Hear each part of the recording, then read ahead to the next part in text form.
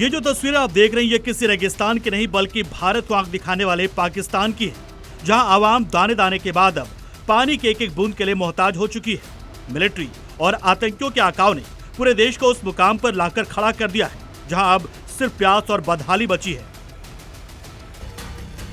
जिन हुक्मरानों को अपनी जनता के हलक को तर्क करना था वो भारत के खिलाफ साजिशें रचने में मशगूल थे, लेकिन अब भारत ने अपनी जल नीति बदली तो पाकिस्तान के बुरे दिन ऐसे शुरू हुए कि आवाम त्राहिमाम कर उठी।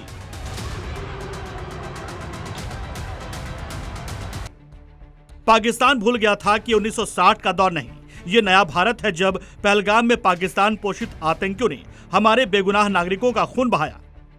तो भारत ने साफ शब्दों में अपनी नीति भी स्पष्ट कर दी। भारत ने जता दिया कि अब सिंधु जल समझौते के आड़ में पाकिस्तान को मुफ्त का पानी और बदले में भारत को आतंक नहीं मिलेगा। भारत ने जैसे चिनाब और सिंधु नदी पर अपनी बुनियादी ढांचा परियोजनाओं की रफ्तार बढ़ाई और समझौते की समीक्षा शुरू की, पाकिस्तान का दाना पानी बंद होने की नौबत आ गई। इसी को कहते हैं जैसी करनी वैसी भरनी।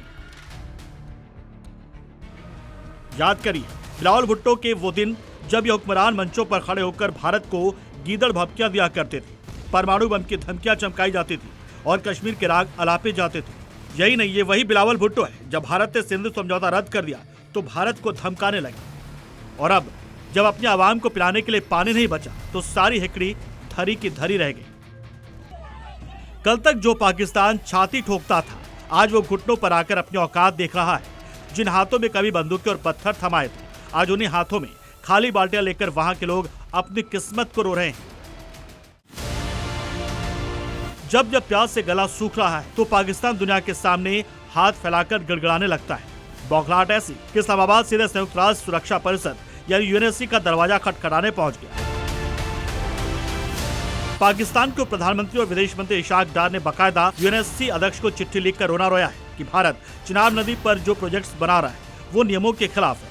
पाकिस्तान का दावा है कि उससे उसकी जल सुरक्षा, खाद्य सुरक्षा और पूरी अर्थव्यवस्था तबाह हो जाएगी। यानी पाकिस्तान खुद मान रहा है कि भारत अगर चाहे तो उसका हुक्का पानी एक झटके में बंद कर सकता है।